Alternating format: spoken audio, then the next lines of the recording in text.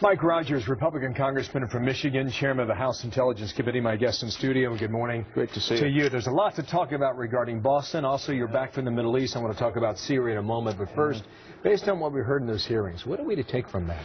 Well, I think it's too early to draw a conclusion. You have the Joint Terrorism Task Force, which is an assemblage of all the locals in the area, so the Boston PD would be a part of it, the Customs and Border Patrol, the FBI, other agencies are likely to be represented there. And its design and task is to coordinate information that comes in on terrorists. Now, that information was available to all the members of the Joint Terrorism Task Force. I think the question is, should they have done more to tell the local police? The question we have is, we know that the FBI, through the Joint Terrorism Task Force, did a full investigation and found no derogatory information. So I'm not sure exactly. We're going to have to go back and review it. I'm not sure what the local police would have gotten out of a notification where no derogatory information was. What's fascinating about that exchange is that he testified that we were not in the know. That's basically what he said.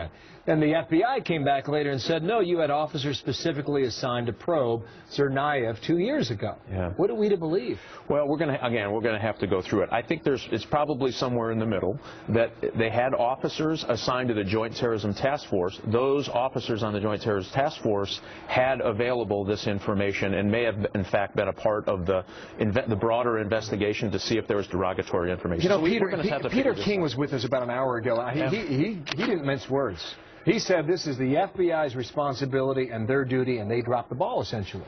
I just think it's too soon to say that, Bill, and for this reason. Think about what they did. They checked all the electronic footprint of this individual. They did interviews. They did database checks, all database checks. And after that investigation, couldn't find any derogatory information. Now, the FBI does operate confines of civil liberties protections. That's the right answer.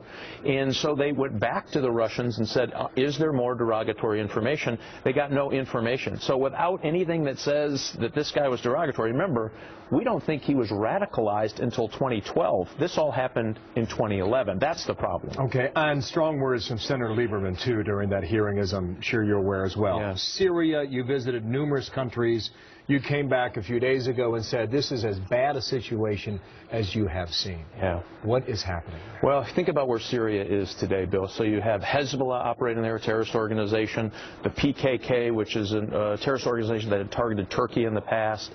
Over 6,000 al-Qaeda members there fighting on behalf of elements of the opposition against the regime, Hamas elements, and the displacement of people, the refugees there, 800,000 in Turkey, well over 100,000 now in Jordan. Lebanon, we're still trying to get a handle on it. It's becoming destabilized, and all of the aftermath is scary, thinking that all of those groups we just talked about want to get their hands on more sophisticated you were in Jordan. Yeah. You were in Saudi Arabia. Yeah. You were in Egypt.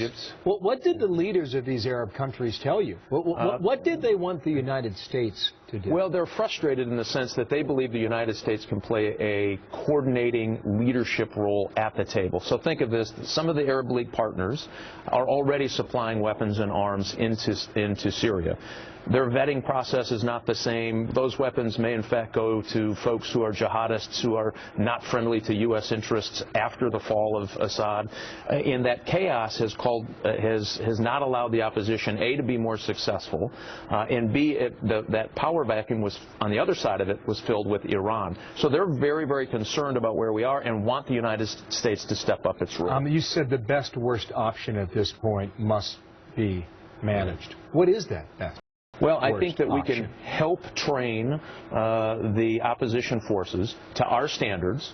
We can provide intelligence packages so that they can be more effective on the ground and coordinate the Arab League efforts on the ground in Syria. Now, that does not mean the 101st Airborne. It doesn't mean the Navy. No boots on the ground. It just means we can play a coordinating role, as someone said, not the sheriff, but the coach. Are we ready to do that? I hope so. I think we better do it. If we ever want a diplomatic solution, you have to have the confidence and credibility with the opposition and the Arab League. They're the two that are going to be key to the negotiation. We don't have that today. We need to reestablish that by some good U.S. leadership in order to have a diplomatic solution. A big, strong message taking that back to Washington, and we'll see whether or not